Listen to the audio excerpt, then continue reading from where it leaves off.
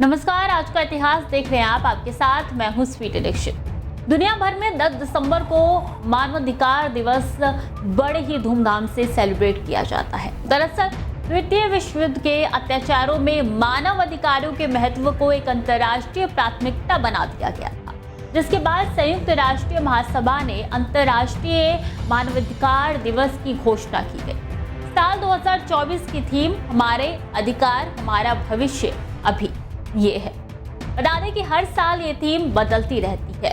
संयुक्त राष्ट्र ने 10 दिसंबर 1948 को विश्व मानवाधिकार घोषणा पत्र जारी कर पहली बार मानवों के अधिकार के बारे में बात रखी। हालांकि आधिकारिक तौर पर इस दिन की घोषणा 1950 में हुई। इस दिन अंतर्राष्ट्रीय मानवाधिकार दिवस मनाने के लिए असेंबली ने सभी देशों को निमंत्रण भेजा, जिसके बाद असेंबली ने 423 रेजोल्यूशन पास कर सभी देशों और संबंधित संगठनों को इस दिन को मनाने की सूची जारी की थी। मानव अधिकारों की सार्वभौमिक घोषणा 500 से ज्यादा भाषाओं में उपलब्ध है।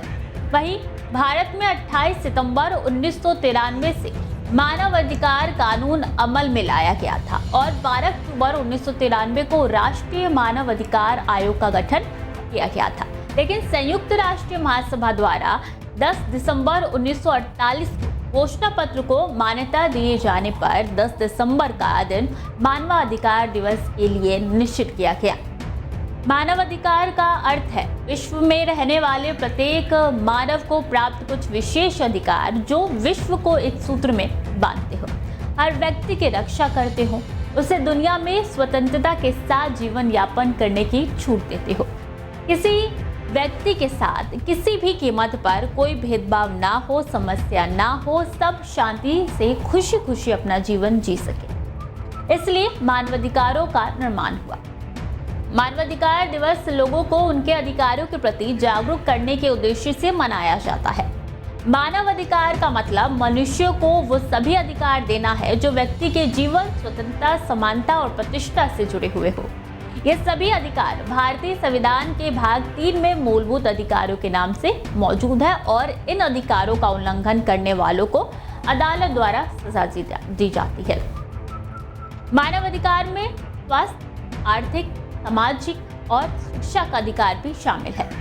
मानव अधिकार वो मूलभूत नैसर्गिक अधिकार है जिनसे मनुष्य को नस्ल, जाति, राष्ट्रीयता, धर्म, लिंग आदि के आधार पर वंचित या प्रताड़ित नहीं किया जा सकता।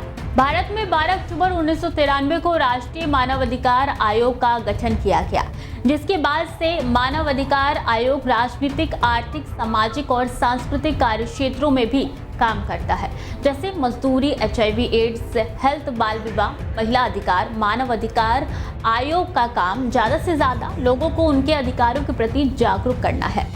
हालांकि भारत में अगर मानवाधिकारों की बात की जाए तो ये साफ है कि आज भी बहुत सारे लोगों को मानवाधिकार के बारे में जानकारी ही नहीं है, जबकि वो उनके खुद के अधिकार है।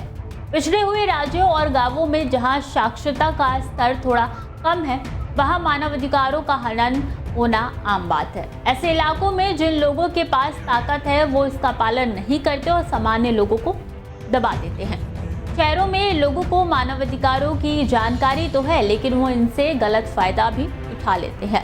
समता या समानता का अधिकार ये मानवाधिकार का एक नंबर। चलिए आपको बताते हैं कि मानव अधिकार में कौन कौन से अधिकार आते हैं। समता और समानता का अधिकार, इसके अलावा स्वतंत्रता का अधिकार, बता दें कि शोषण के विरुद्ध अधिकार है, धार्मिक स्वतंत्रता का अधिकार, सांस्कृतिक और शिक्षा संबंधित अधिकार, संवैधानिक अधिकार, ये सारे अधिकार मानव अधिकार के तहत आते हैं। तो खबरें लगातार जारी हैं, देखते रहिए डेली 24।